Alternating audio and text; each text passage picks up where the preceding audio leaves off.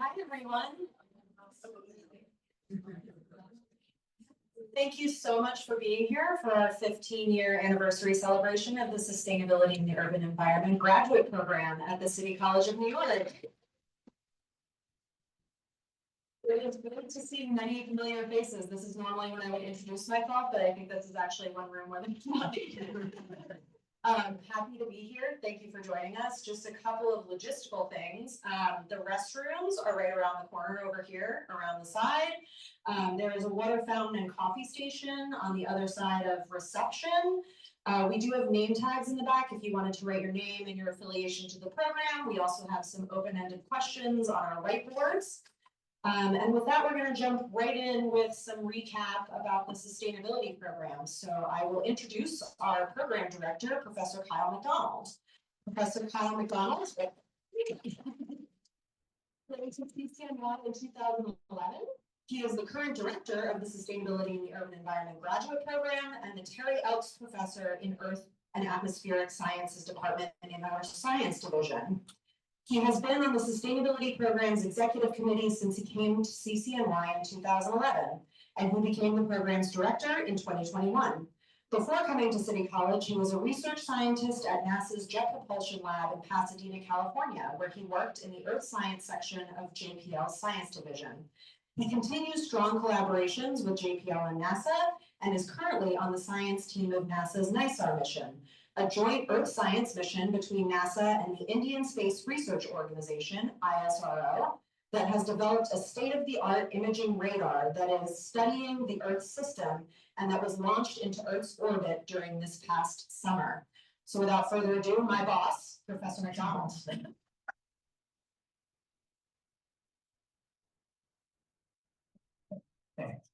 She says that I'm her boss, but she really runs everything. Anyway, so thanks to everybody for coming. It's really great that we can have this. I want to fill you in on some of the highlights that I've seen since I've come to City College. You know, I came to City College as after about a 20-year career at NASA. I really found a home working with the sustainability program because we have such a rounded interdisciplinary presence across so many schools in the class at City College. And I myself, my formal training is as an electrical engineer. And when I was studying electrical engineering, I never thought I would be doing earth science, which is what I'm doing now in Earth and Atmospheric Sciences. But it's interesting how the paths that we choose and how the people that came before us have defined avenues for us that we can take advantage of that really allow us to pursue our passion. And the students in this program, through the years I've been involved, are very passionate about sustainability matters. And I've really come to grow through my mentoring of the students and found a really good home here in the sustainability program. When I first came to City College in 2011, I had never had a faculty appointment before. Pardon me? Did the mic get turned on? Turn Back switch. Testing. You have to switch. Are we down? Battery is fully charged. Okay. So where was I? Oh yeah. So I was recruited here to work in the environmental initiative, which was being started up by a large investment from the state of New York. I met with Professor Steiner, who was chair of EAS at the time, and he was talking to me about coming into Earth and Atmospheric Sciences with my background in engineering and also with the work I've done with NASA, which is all earth science oriented. They thought I was a natural fit, and Jeff told me about this new program. And he said, we've got this course that somebody has to teach it, and you'd be the perfect person to teach it. And so he told me about the course, and those of you who until recently, I was the only one that taught 7200C sustainable aquatic terrestrial and atmospheric systems. And that's, he said, this is the course description. We're committed to having somebody teach this, and you can turn it into whatever you want. I've been teaching it ever since, and it's one of the favorite things I do in my teaching is this.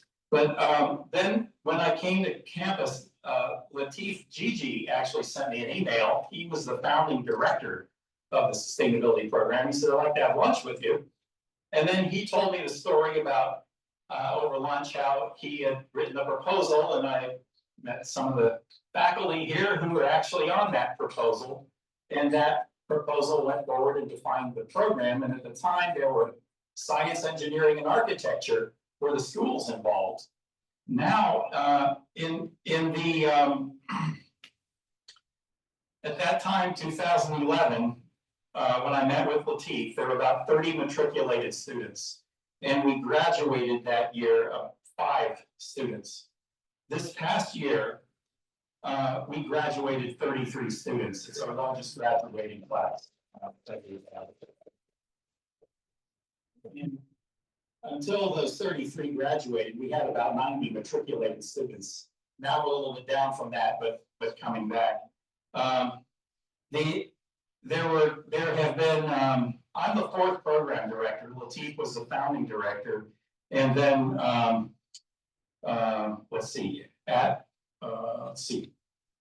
Alan Freidenberg from architecture was director for a time, and then Hillary came in. Hillary was here earlier. I think she had to leave. But Hillary was director for a couple of stints. And then when Hillary retired, I had the opportunity, which I couldn't pass up. And some of you, is anybody here remember George Smith? Yes. Yeah, George Smith was the original sort of assistant director, the academic program manager. George retired in 2019, and Catherine came in to fill his shoes, and she's been instrumental in some of the recent growth that we've had in the program. She's great with student advising. Some of the things that have happened more recently in the program, we've added a social media presence to the program, so we're all active on the social media, Facebook, all of those. And this is cut off again. There we go. And then sort of an outcome of our time online with the COVID shutdown, when all of our courses went remote, we've actually kept some of that in the program, the ability to teach remote. And now we offer sufficient courses, not only the core courses, which we offer now twice a year, once in person and once online, but many of our electives are offered online as well, such that students can now complete the degree in a fully online format. If they're from out of the area, they don't necessarily have to live in New York City to be able to come to courses in person. Also, the Colin Powell School joined with a social science division presence just a couple of years ago. Kevin Foster's here from the Colin Powell School. He's the interim dean. Many discussions about that. We've also added an advanced certificate program where if you're not, students may not be interested in getting a full master's, but if they take the core courses, as a minimum, they get a certificate, and perhaps that can be parlayed into a degree if they're interested in sticking around. And then we're right now in the presence of adding a 4+1 accelerated master's program through a partnership with the CUNY BA program. So it's up. Yes, I know. The CUNY BA program, that hopefully we'll have that in place by next year. And hopefully by the time we get to a 20-year reunion kind of thing, we really want to have a PhD offering, because the students' research is really up at that level where they could continue on and that kind of thing. So I have some anecdotes about how I've come into sustainability concerns in my career. And it's kind of interesting. One of them, when I was working at JPL, I got a call from the director's office one day and said, you know, Ted Stevens is coming for a visit. Ted Stevens was a senator from Alaska, and a very conservative senator. And he was coming to JPL. Somebody convinced him to come for a visit. And the director's office knew that I did research in Alaska. He said, you should come and talk to the senator. So I went up and I talked to the senator. I showed him our work by using radar to study seasons in Alaska and things like this. And he backs me up. He says, I have a question for you.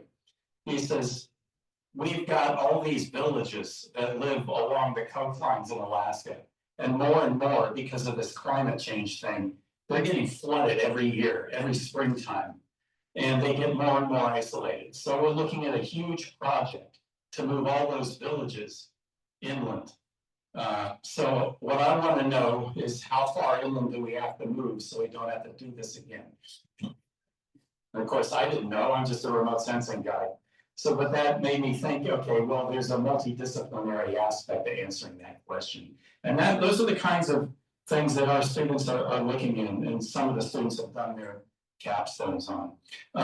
But anyway, so you never know the interdisciplinary nature and how important it is, and how it does take those teams to attack the breadth of problems that we have here. I want to move on now till we get to our panel. I'm going to introduce our moderator, who is Alex Diaz Quesos. He's a recent graduate of the program. He graduated in 2023 with his master's in sustainability. He began his career in architectural engineering in Peru, working in construction management for nearly 5 years. He later moved to Barcelona to pursue a master's in real estate development, and then to New York City to study urban sustainability in our program at City College. Here he collaborated with peers on an environmental justice capstone, focusing on the impacts and market opportunities of Local Law 97. And this led him to Bright Power, a leading consulting firm on energy efficiency and decarbonization, where he analyzes policies to support product development and compliance strategies. Outside of work, Alex enjoys surfing along the Northeast coast and spending time with his Italian greyhound, Remy.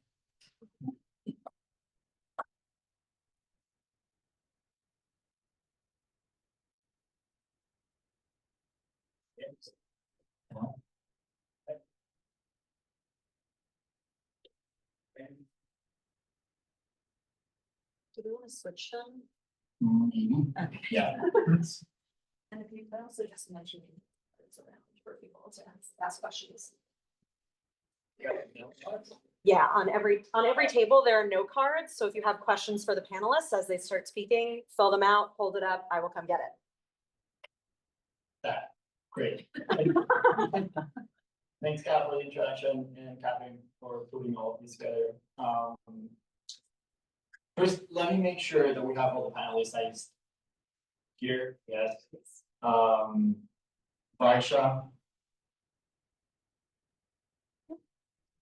Great. Michael, I see you.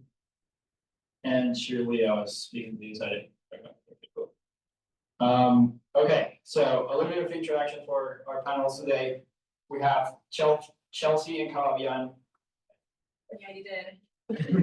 She's a native Bronxite, now thriving in Queens, where she serves as the lead faculty for the Sustainable Urban Agriculture track at LaGuardia Community College.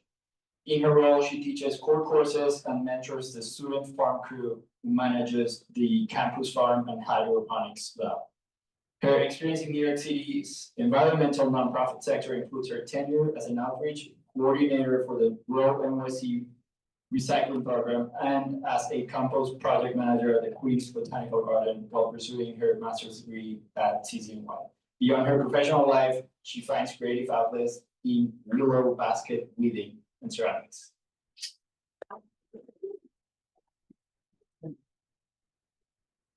Details to break down. Then we have Michael Thera. Michael's professional goal is to help save the world. Working on systems and projects that improve quality of life, simplify environmental conservation efforts, and preserve Earth's natural environment.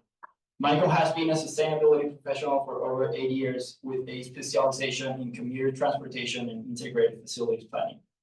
He's a commute planner at Amazon in their global real estate and facilities organization, designing and implementing commuter programs for over 100,000 Amazonians, like people from Amazon, not the Amazon from Peru, working at the corporate sites throughout North America. Prior to Amazon, Michael began his career as a STEM teacher in Rockaway Beach before making the jump to corporate sustainability role at ICF, where he spent 6 years as a management consultant focused on sustainable mobility projects for public and private sector clients. Michael concluded his MS in sustainability from CCNY in the fall of 2024. Prior to City College, he earned a BA in environmental studies from the University of Delaware. Thank you, Michael, for coming.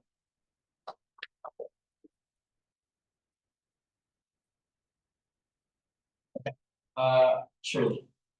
Shirley is an urban sustainability professional with a background in project management and building efficiency.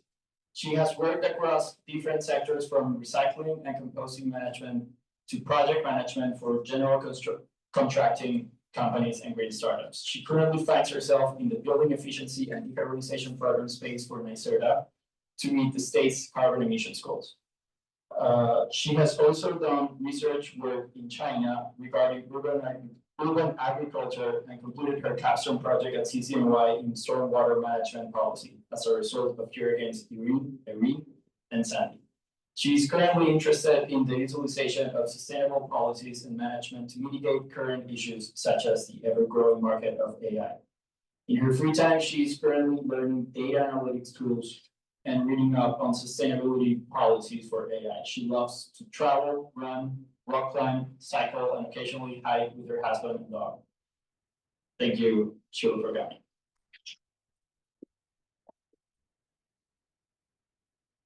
And finally, Varsha. Varsha is a building systems consultant, a certified passive house designer, and a member of the high performance building solutions team at SWA, Steve Waters Associates.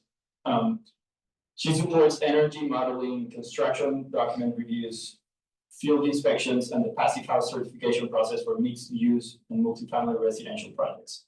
Varsha brings over 40 years of experience in building design and the execution of multifamily projects pursuing passive house certification. She holds a Master's of Science in Urban Sustainability at City College and a Bachelor of Architecture from the University of Mumbai in India.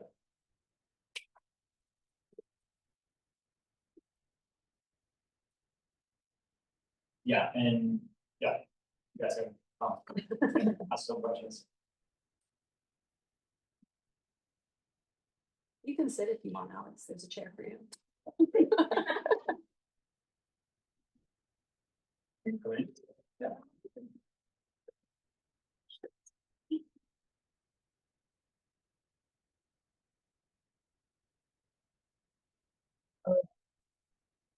Hi, everyone. How are you doing? Good? Awesome. So, couple of questions. We can go in order. You can interrupt with following comments or, however you guys want to do these. But first of all, what has been a key career takeaway from the sustainability program, coursework, and education? Maybe like a skill you guys use regularly, a framework, program, anything. I go first. Sure. Hello. Good evening, everyone. So yeah, I'd say a couple of things. I think right off the bat, I think a lot of people can agree that the capstone, if you guys haven't already completed it, or will complete it, has been a big key takeaway for this program. Mainly just because there's been a lot of interdisciplinary collaborations, which I don't think I would have done otherwise. And to me, I think in my experience, it seemed more like an internship where you had to, develop teamwork with people that you may not have otherwise, and also, do research on certain skills that, for myself, I may not have had the opportunity. So, like what you mentioned before, I did a focus in stormwater management with the focus in New Jersey, and I think it's highly applicable because I did learn policy and planning, which to this day, I work for NYSERDA, that was very applicable, and I think that gave me an edge to be able to get my foot in the door with NYSERDA. And then I think the second one would just be one of the business courses. I was emboldened from that course to start and fail at a small business, but otherwise, I was able to apply it. Thanks, everyone. So I think my biggest takeaway was really thinking about the integrated approach to planning. In my current role, different from what I was doing while I was in grad school, I'm working on an integrated facilities management team and really seeing the implementation side of a lot of what we talk about when you think of integrated planning efforts. So really learning about the perspective of what goes into integrated planning at various scales. So we're thinking about a small community or North America.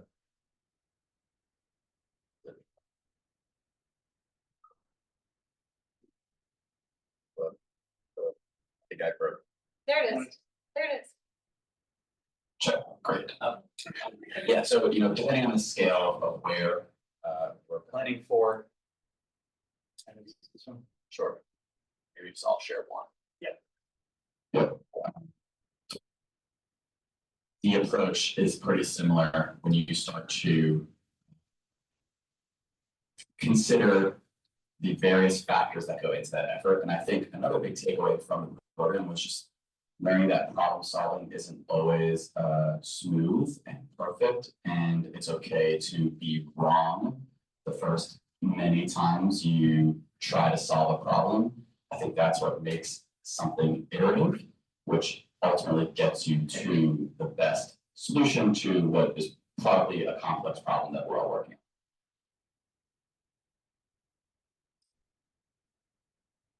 I don't think mine works. Hello? Okay, great. Hi, everybody. My name is Chelsea, representing LaGuardia Community College. And something that I took away from this program, and again, this is kind of unique for me because I am a student of COVID. So during my time, which may or may not be similar to yours, almost all of my classes were virtual. And at the time, it was unintentional, right? We did not want that to happen. And so what I learned from that and the skills that I gained from that was taking initiative to make connections in very unexpected places, especially when you are meeting your peers and you don't see their face because the screen is blank. So, I had to, the skills that I learned was trust your instincts, find your niche people, go out of your way to kind of communicate with them.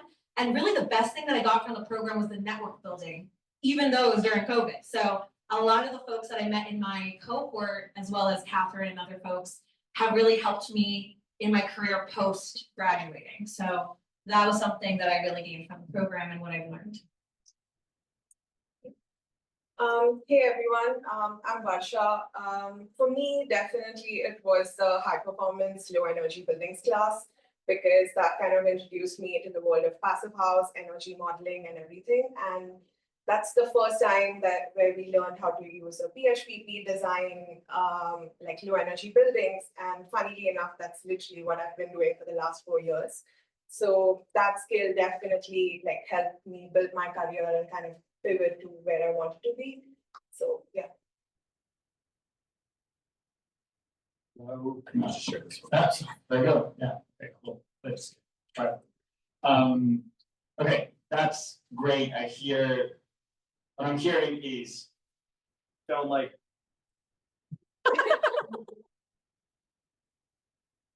Let's see, okay, perfect. what I'm hearing is that it felt like an internship. You learned about more integrated systems, networking, and actual hard skills for what you currently do. Which sounds like all of these is very targeted to get out of school, you have a right foot already in the industry, and you know how to keep going. Would you say that there was a specific or very, very necessary skill that you got from the program or your life, but because of, a necessary skill for working in the green economy, that maybe like all graduate students at our program should learn? Yeah, I think, Marsha touched on this, I think in terms of, maybe just pass on the typical, sustainable theory, policy and planning, I think to learn at least one hard skill is highly applicable. Mainly just because all agencies, I think it's safe to say, whether it's a federal or a public or private, use measurement indicators, right? So, and also with the ever-growing field of AI, I think to be able to understand AI and also utilize softwares will put you at a big advantage. And then, that could be something like measuring and forecasting, CO2 emissions for supply chains and operations. And, with that, like, let's say if you apply AI software, understanding the technical things such as like data analytics, Power BI, that I foresee in the future would make, transparency for scope 2 and scope 3 of like greenhouse gas accounting. So I think being able to merge and understand data into insight will give an edge in terms of any and all sectors. Thanks. I definitely agree with that. Data analytics is having some skill set around data analytics is essential in today's economy, especially in our field. That wasn't my first skill on my list of skills. I have two. That was the second one.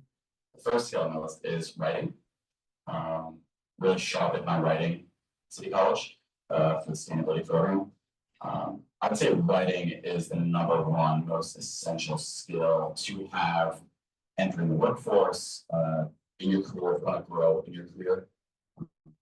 I'd be hard pressed to find a person in this room that, if you haven't already, at some point in your career, if you're in sustainability, has not worked on a grant or a proposal.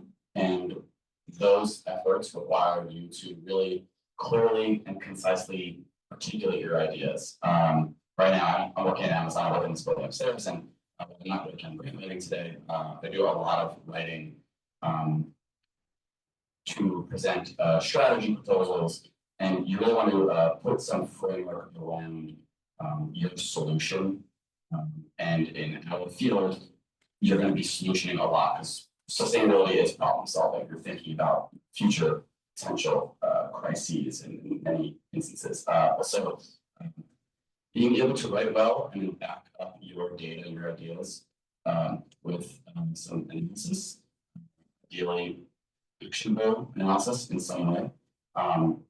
And so that analysis can come in many formats, but being able to self-serve analytics to back up your point is going to make your whatever you articulated stronger and therefore viable to actually.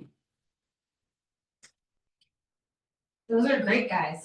For me, my perspective is a little bit on the right side of the brain. So I think the skill that I learned that all of us should have, we probably all flex that muscle, is being able to communicate with people outside of your own industry and meeting people where they are with their language. So, as we all know, as sustainability folks in sustainability, is that it's interdisciplinary.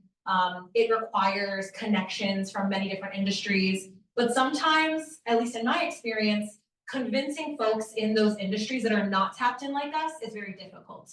And so I think this skill of, connecting with folks and communicating with folks of architecture when I'm not in architecture, or engineering when that is totally not what I've learned. And then learning how to share that language so that we can come to a similar or consensus conclusion is something that is really integral to the work that we're doing in order to make not just the industries that we're working in, but all industries sustainable. Yeah, I absolutely agree with like every single point that the other panelists said. Definitely having hard skills and like having a basic knowledge of the industry that you're working in, like it helps you a lot. And then somebody who is like intimidated by public speaking and like is constantly working on it, like I definitely have learned it the hard way that having to explain complex technical terms in like the most simplest language is such a game changer for you when you're dealing with clients, contractors, and like, other stakeholders. So that's definitely a skill that I'm still working on. So yeah, I would recommend that. All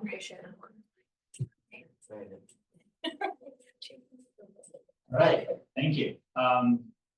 I have a lot of interesting thoughts from what you just said, because I hate having to dumb down all of the things that I get like super passionate and like go on for hours, and then people are like, oh, just talk to me. Like, but yes, being the translator between hard data and meeting them where they are, it's a really important skill. And if I may add one more here, I think I've seen sustainability as you have a top-down approach where you create a change at scale, but that is going to generalize a solution and not necessarily cover everyone's life and like real, behaviors. But then you need that bottom-down approach to advocate for those gaps and like really meet right in the middle. And I think this program has done a great job of that. And then the other thing that I would say is that, Michael, you probably know this better, but sustainability is a hard cookie to sell, and people love numbers when you're about to sell like a multi-million-dollar thing, and they will need justifications on the financials behind any of these projects. Sustainability yields two things. It yields human health and comfort, and it yields savings, energy savings.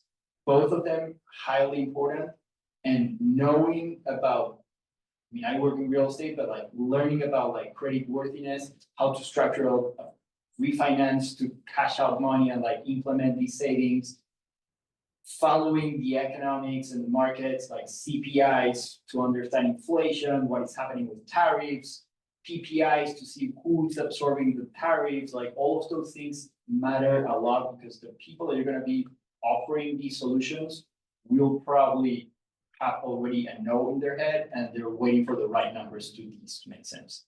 So yeah. Next question.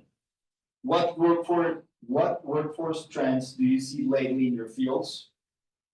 Is there a major growth in any of them? Has the new federal administration impacted or shifted your works? I think for me, that's probably a two-part answer. I think immediately, I haven't, for my line of work at NYSERD, I haven't seen any changes, my fingers crossed, because there is a slight differentiation between the state and federal.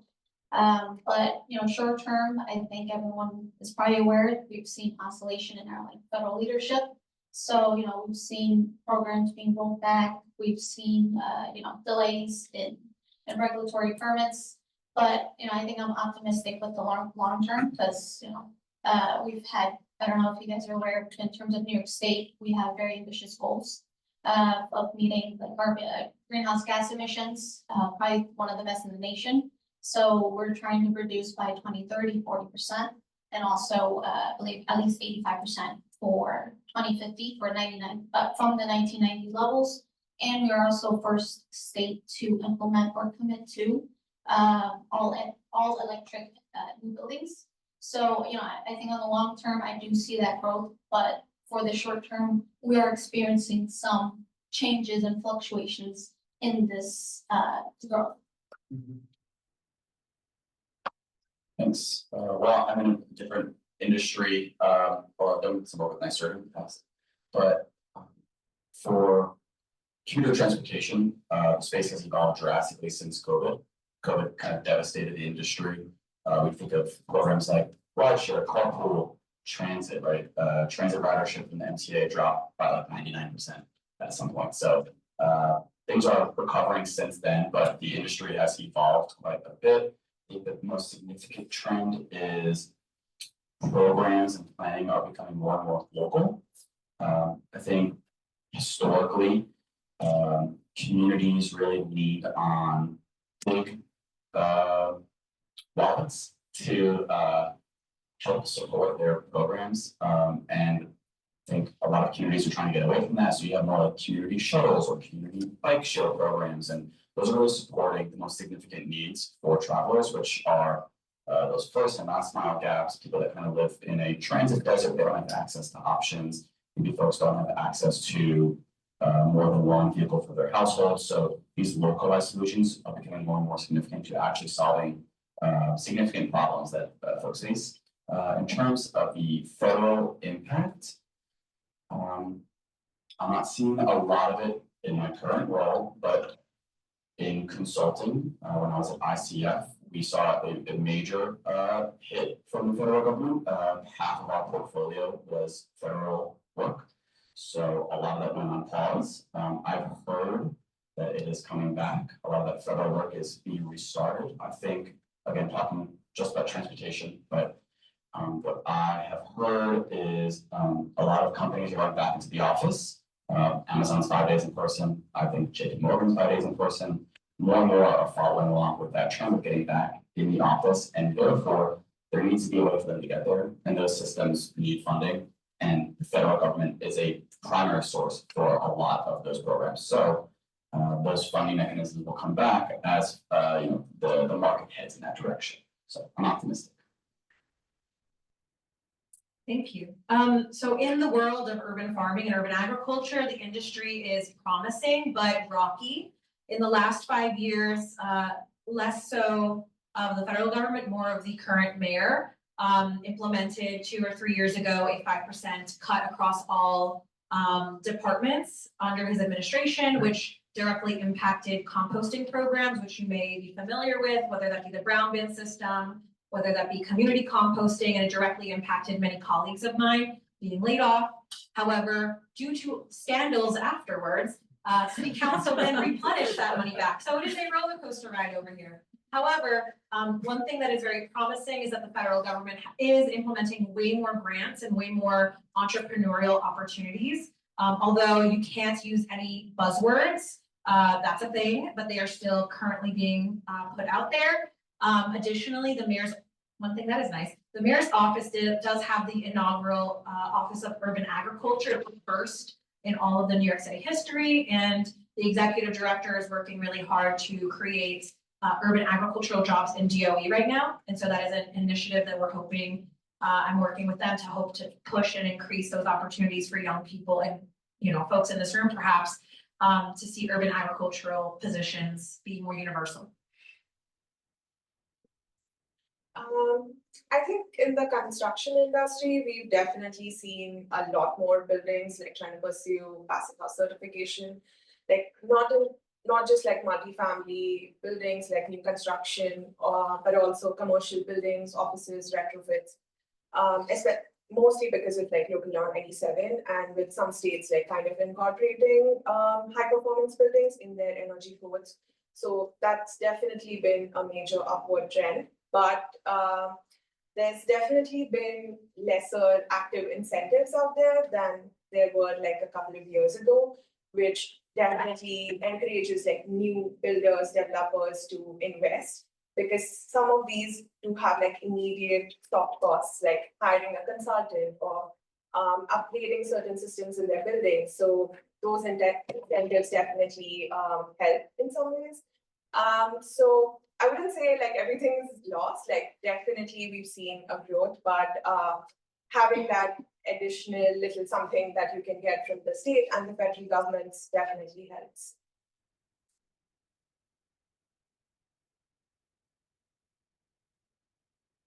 Thank you. I totally agree with you, Barsha. It sucks that we have, again, same industry, like it's really unfair. You have interest rates going up, so you cannot actually like refinance and like cost of building for something like local 97, for example, which is something really good for the environment, but they also don't consider pros and cons, and then at the very end, it all narrows down to sustainability. It's usually an expensive investment, and if you understand how to pencil these out, you are going to get those incentives.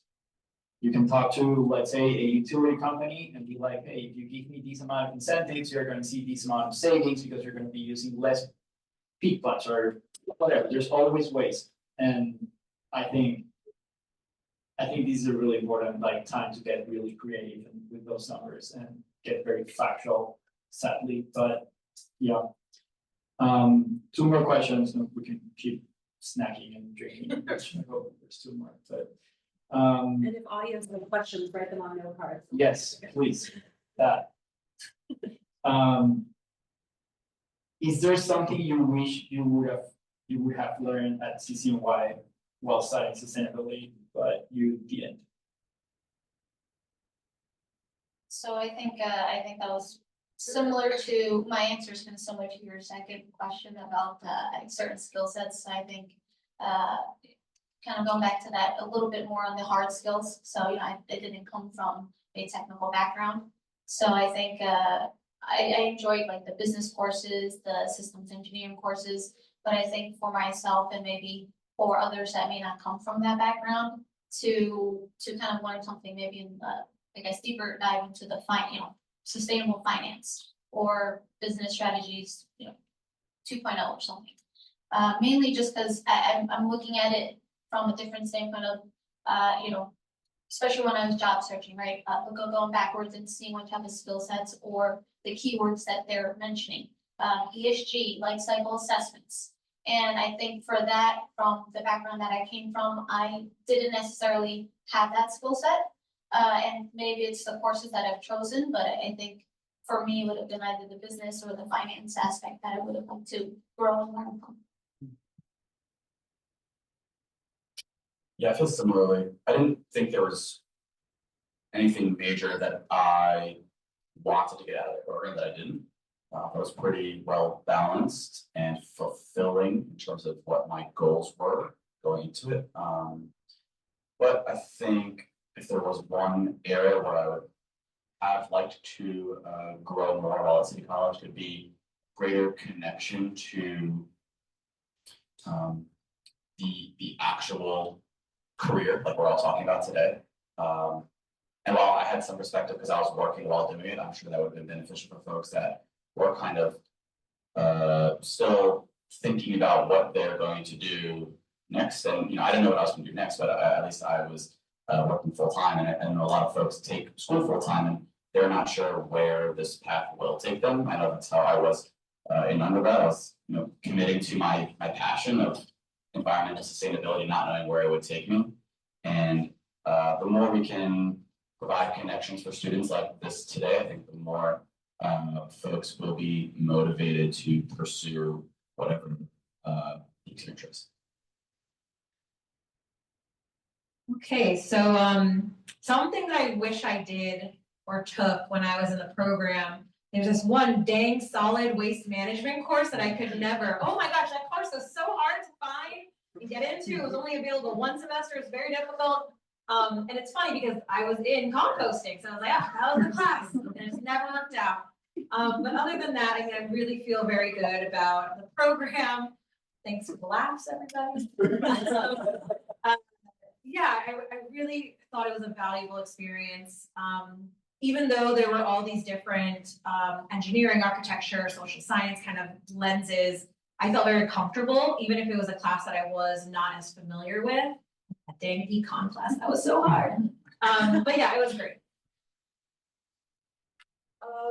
I think I focused very heavily on all the architectural related courses. I did my capstone in Passive House, no surprises there as well. So I do think that I should have diversified a little bit, like maybe taken a course in social sciences or something. Because honestly, sustainability is such a wide field that you can always be learning from it. And I do realize like working with like our internal teams or like on state programs, etc. Like all of this knowledge definitely comes in handy. So yeah, that probably would be my only regret from the program.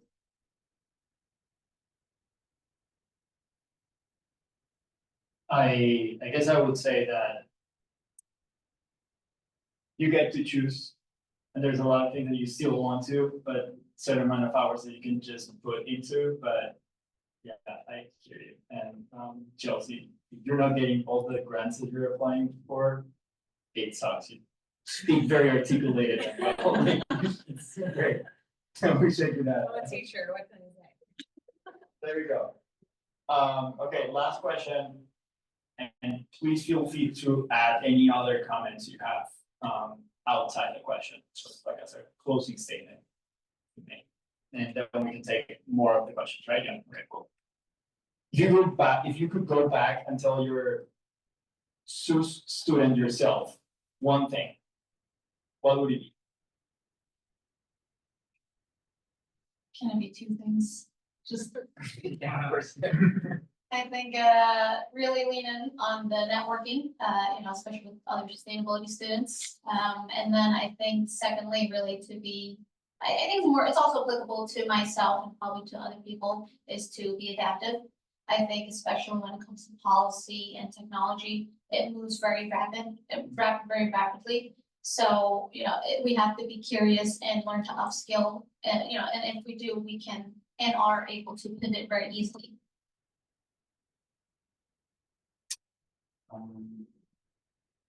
Trying to think of a good one just after this, but I think it would be if you really apply yourself and are passionate, you can make a significant impact on people, on places. You heard my goal before, and everyone laughed. My goal is to save the world, and it's a higher reaching goal, but I think that's how you have to. That's the mindset you need to keep if you do want to have an impact and see success through your efforts. So I will save the world. Love that. Okay, so I was one of those students that when I first enrolled in the program, I was a full-time student and I unexpectedly got a full-time job at the same time. So it was very difficult. And although after that first semester I went to part-time, it was still very difficult. So especially as working professionals, going to school afterwards, and then you do homework. I mean, that's really hard. So something that I would tell myself is that sit in those moments of joy. And there were definitely pockets of the experience working with peers. I remember, stressful Zoom meetings with my capstone group, and then all of us would just laugh because we're like, what the hell are we doing? And so, those little pockets of like, okay, you can't quite see the finish line yet, but you're living through it and you're finding, little laughter in it. I think just be reminded of that and, just resonate in the fact that you're pursuing something that is going to make an impact once you get to that finish line. I think just having that reminder would have been helpful from the beginning. Yeah, for me, as someone who did 1.5 semester like in person and then the whole thing shifted online, and it was actually after the econ midterm, which was dreadful. We all cried after that. But yeah, I think like everyone said, like connecting with your peers, that was so important, and I think we definitely missed that so much. And yeah, unfortunately, 2 years later, we were all like all over the place and yeah, barely have contacts with anyone. So yeah, I do miss all the time that we spent like in the classrooms having some really good, interesting discussions. So yeah, don't be shy and definitely ask all of those questions. Put your thoughts out there. There's a lot of people who want to hear you.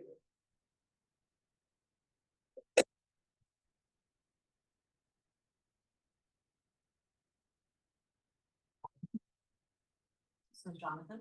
Oh, John. Well, first, that was great, and I really appreciate you all sharing your perspectives. I think it's great that sort of like we're all in different like industries, but all coming from the same place. And I'm sure like we all could have more of these.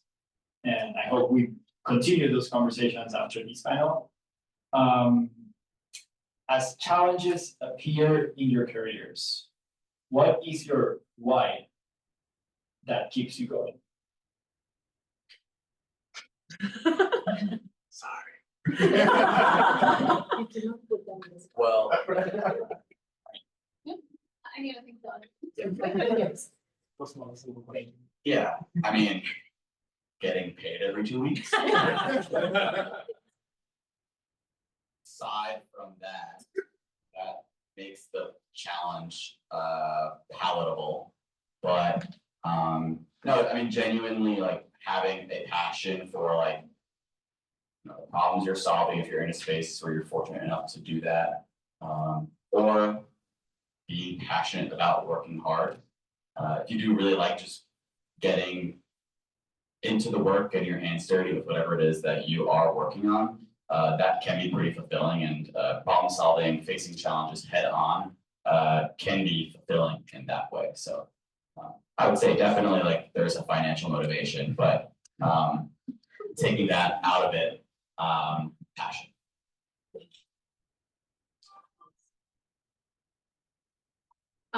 My field is a little bit different than my partners up here. It's in education. So I teach in a community college. So, you know, I have a lot of young people coming into the classroom who feel this like tremendous climate catastrophe and climate anxiety. And so, you know, I'm really grateful for the work that I do. It's very contra to many of my colleagues where you really literally are getting your hands dirty. You're going out to the farm, you're in an urban green space, you're seeing something grow from seed to produce to compost and then closing that cycle. And so what keeps me going is that look of those students and the aha moment of like how tangible and, you know, possible climate positivity is. And sometimes I feel like not everyone has a farm that they can make that, you know, accessible to their colleagues, to their friends, to their loved ones. But I do find that having conversations about the work that you do and the impact that it makes can sometimes spark that conversation of aha with folks in your world. And, you know, it's easy, at least for me, like after a really hard day, you just want to like zone out and watch Keeping Up with the Kardashians. But, you know, then you totally zone out. But sometimes, you know, having that, you know, conversation with a friend at brunch and talking about your unique experience in sustainability can help them, you know, get that perspective outside of their own. Energy efficiency, like we can obviously look at the real data and see like how it impacts people and everything. But I think for me, passive house majorly is making someone's home comfortable for them. So, you know, after we are done with everything, like, you know, working 2 years on a project, when we eventually go back to these buildings and just talk to the residents, like, and them coming up to us and just telling us that, oh, it's so much quieter, the air quality is so much nicer, all of those things, just hearing their feedback, definitely keeps us motivated to, you know, work on such projects. I do agree with Michael's first reason. New York City is very expensive. But I think secondly, you know, especially looking at the big picture and what I was saying about the long-term growth for the sustainability sector, that does kind of motivate me. And, you know, on a day-to-day as a project manager, I do kind of get into the nitty-gritty and sometimes I forget about the bigger picture. And yes, we are having some setback with our current administration, but just know, I guess for me to know that this too will pass. Yeah, it's beautifully good. I just as an anecdote, I guess. I talked to my peers back home and back in Spain, Barcelona, and a lot of them are asking me, hey, how is local organizing going? Do you think that's something that is actually working? Is it scalable? Is it like industry friendly? And maybe because I'm coming from Peru and I always saw New York, I was like, oh yeah, we copy everything that they do. And now I'm seeing actually people from not even like Peru, South America, but like actually like Europe, Spain, Germany, Italy, asking questions about these and how these would then be replicated there. It's massive. Like we're actually all doing work that is going to be seen in the rest of the world from the next 10 to 15 years, which is great. So, yeah. Okay, next question. In each of your respective fields, do you think there is a specific job position or field in the sustainability department that would be in demand in the upcoming years?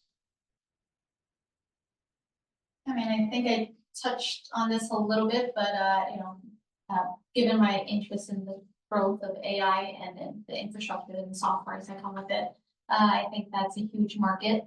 Just understanding that, and also, it doesn't have to be on the technical side, but just kind of understand how that can integrate into our everyday lives. Whether it's a company, a public agency, or just everyday use. I know probably safe to say everyone in this room uses OpenAI or ChatGPT at one point or another.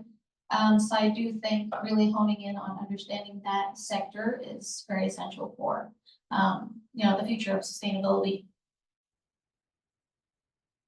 Yeah, I think it's an interesting question because the trend that we've been seeing is that entry-level roles, not to freak anyone out, are the most at risk when it comes to the advancement of AI tools, AI software.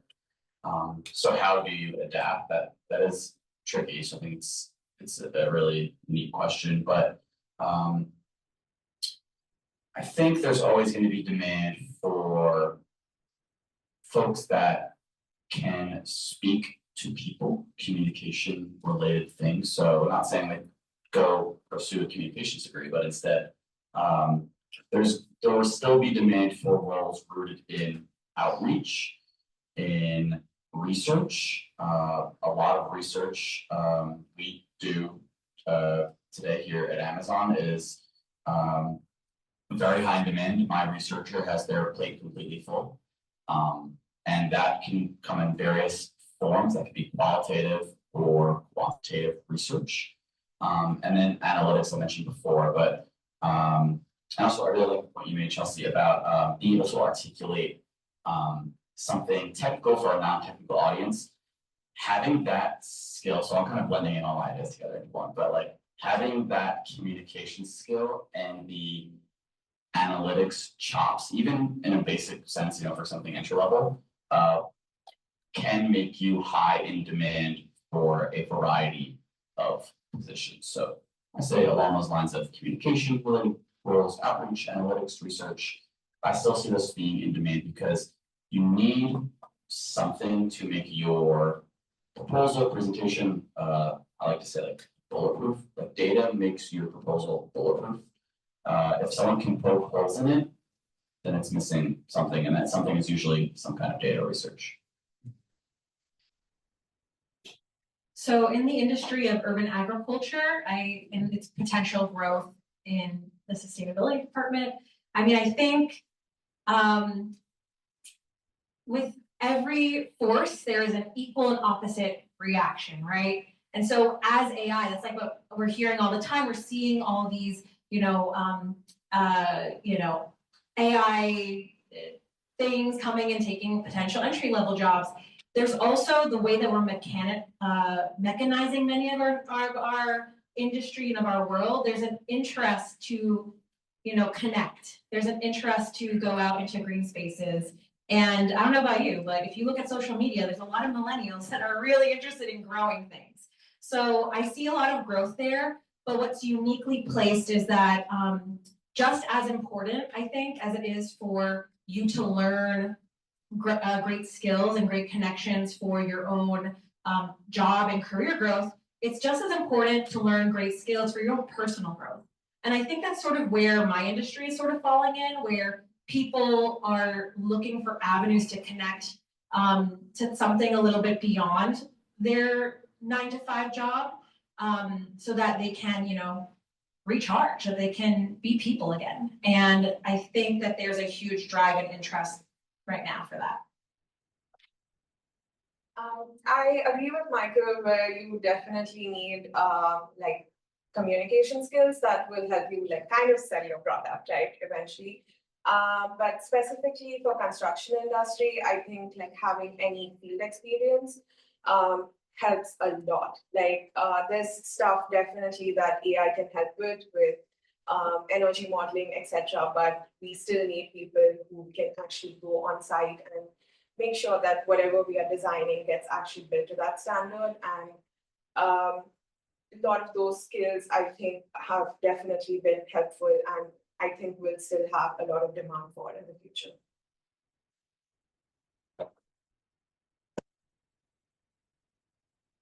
Thank you. That was very thoughtful, like. Yeah, and sorry, I'm already thinking of the next question because it really ties to this one. How are we doing in terms of time? Okay. Yeah, okay. Especially because, you know, you guys were talking also about, I mean, there's two questions here that are really interesting, and I don't know if we should merge them. Sure. Let's merge them.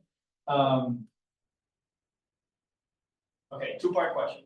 I'm probably gonna do a horrible job managing, so bear with me.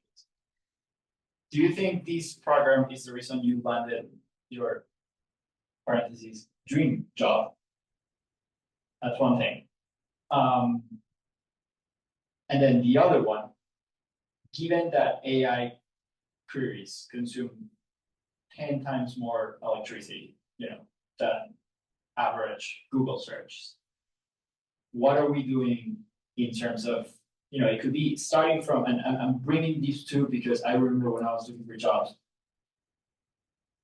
Yes, I may have overdone it with AI in terms of like trying to match the perfect things because you're basically, you know, applying for jobs to AI first and then it goes to somewhere else.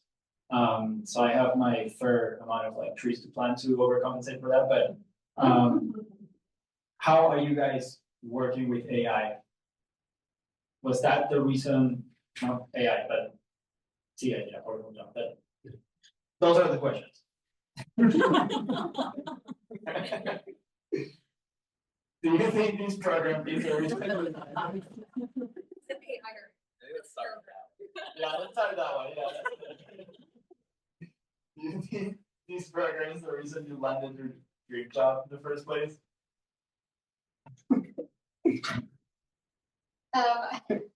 I guess to answer the first question, I think it was, it definitely helped. You know, given that I wasn't in the sector where I am now, in NYSERDA. But I think it's really up to you of how much, you know, you make of it, right? So like I was saying about certain things that I wish that I probably would have done at that time of really leaning into my networks or even now, right, trying to be more adaptive. So I think inside of the program, yes, I think it gave me a lot of knowledge in terms of planning and policies for my capstone. But outside of that, after I graduated, just continuing to adapt, to learn, and then be relevant to whatever job that you're trying to land. So I want to say the answer to your question is maybe. I finished my master's degree in December last year, so fall 2024. Thanks. I got my new job. I'm currently working in April. So about 4 months after wrapping up master's degree, I did get a new job, and it was a big jump in a positive way.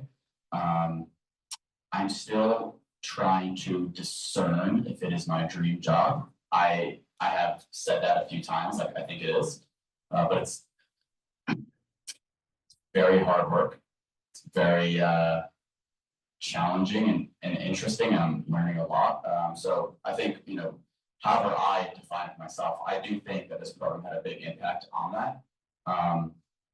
Not only in you know, the effort I went through in developing new skills, learning from the program, but also And I don't think this has really been covered yet in these questions, but improving or enhancing my and all of our credibility in this space is super valuable. I think it's not really talked about enough, but in sustainability, engineering, environmental, architectural fields, credibility goes a really long way. And the more you can present yourself as a credible expert, the more in demand you'll be, the more impact you might have just from your words. So I think this program helped improve my credibility in the space, and maybe that helped me get where I am now. So mine's not a maybe, mine's 110% yes. That this program helped me get the job that I'm currently in today. And I mean, if you're familiar with, nonprofits or private industry, typically your field experience is something that oftentimes trumps your education because employers want to make sure that you know what you've done, you have the experience to go into the field. But what I've learned is in higher education, there is a degree bias. So I know for a fact that nobody in my field applied with a PhD because I only have a master's degree and I got the job. So there is definitely an implicit bias in higher education, and I guess other faculty may have differing opinions, but typically if you don't have that degree, you're not considered. So I know for a fact that 110% I got this job because I have the degree. Yeah, I also definitely know that the program helped me get the job I am doing currently. So when I was working on my capstone, my current teammate was also part of the team, and I briefly worked with her back then. So it was a lot more easier to make that connection when I was applying for jobs. And it definitely helped that I had the hard skills that was needed for the current role that I'm working in. And because City College is based in New York, and we would always talk about the local laws and its implications on the city and what the future looks like.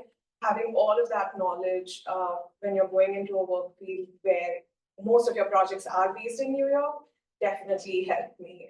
So yeah, I do say that I 100% I am doing the job that I'm doing because of the program.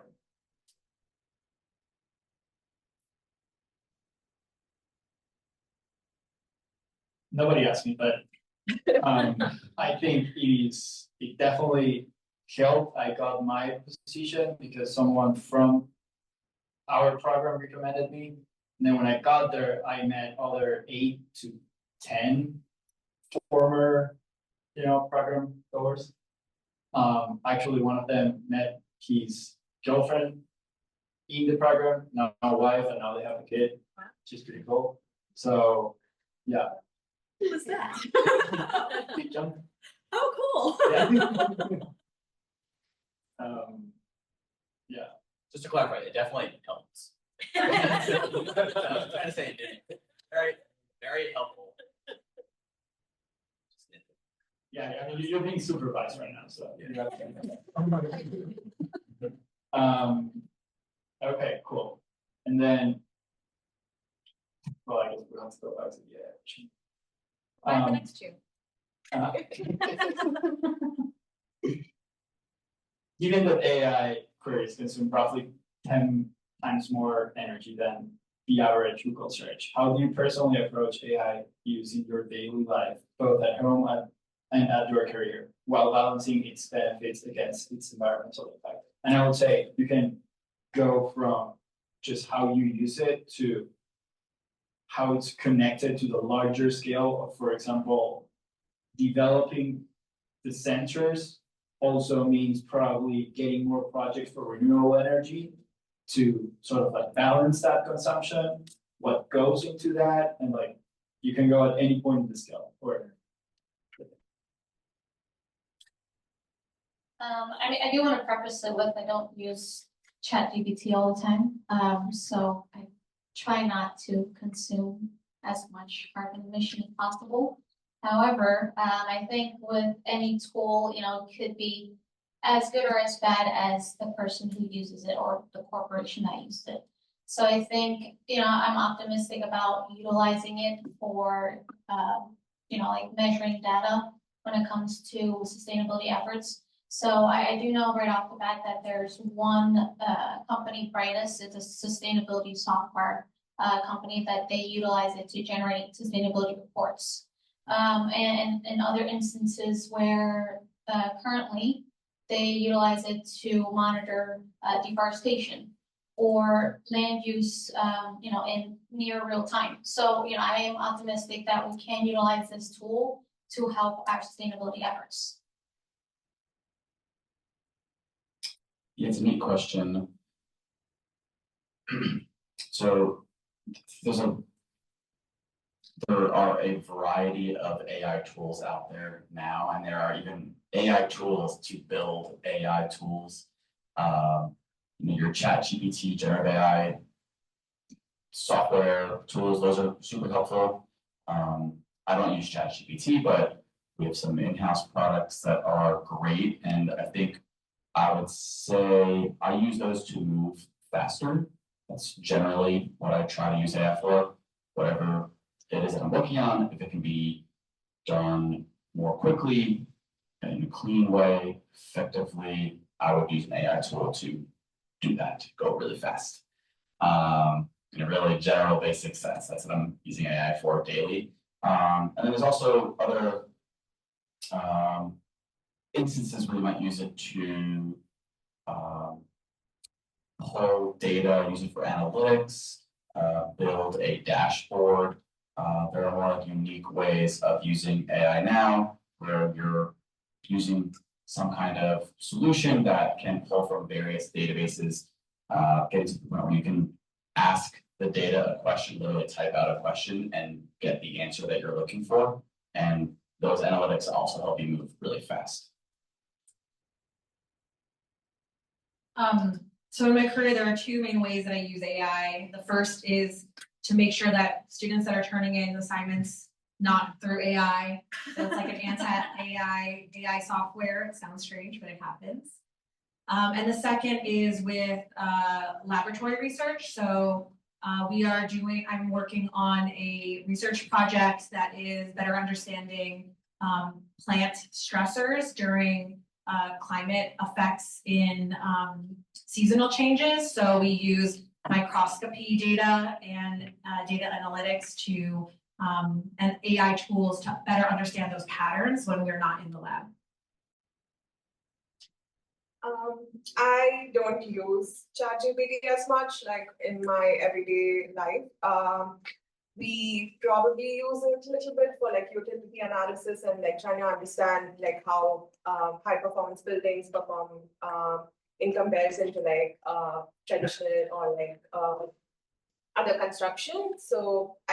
But I would say the only time I probably use it is when I want to make technical terms sound more simpler to like my clients and like other stakeholders. So yeah, I think that's my major use of it.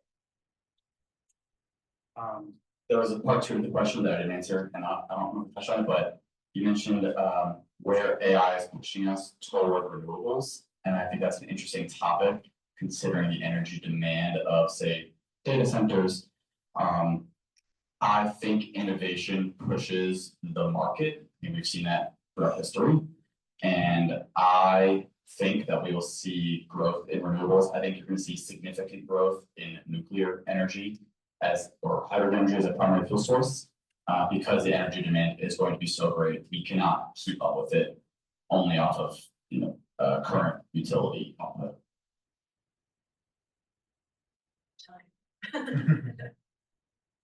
It's about time. No, thank you all. Really, that was great. Like, there's so many industries. Again, I encourage you all after these, go talk to as much people as you can. You're gonna learn a lot. And thank you for definitely like all the faculty and you guys for organizing these. We should do a lot more of these, and it would be great also to have, for example, like I don't know, like a roster with where everyone is working. It would be just like, connect and like, yeah. But yeah. Thank you.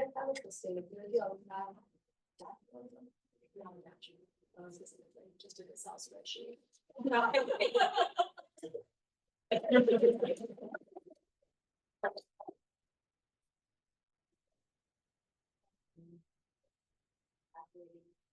Students to join. Yes, we do have an active LinkedIn page as well as our other social media. So if you're not already on our LinkedIn group, I do try to post a lot of things there. I want to thank Alex and our panel of alumni for joining us tonight and sharing their experiences. This was very thorough. Thank you. I learned a lot myself about how we can think about the program going forward as well. So thank you so much. Just a few closing notes. Your cups are reusable, they are sustainable, so you can take it as a souvenir or you can return it to the cup return box behind where the beverages were. And if you'd like to keep networking, keep talking to one another, Professor McDonald will lead folks down the block to Bar Sema, which is on the rooftop of the Grayson Hotel, great views, for an informal, no-host happy hour gathering if you want to keep talking to each other. And I thank you once again for being here, and I hope to see everyone again at our 20-year anniversary.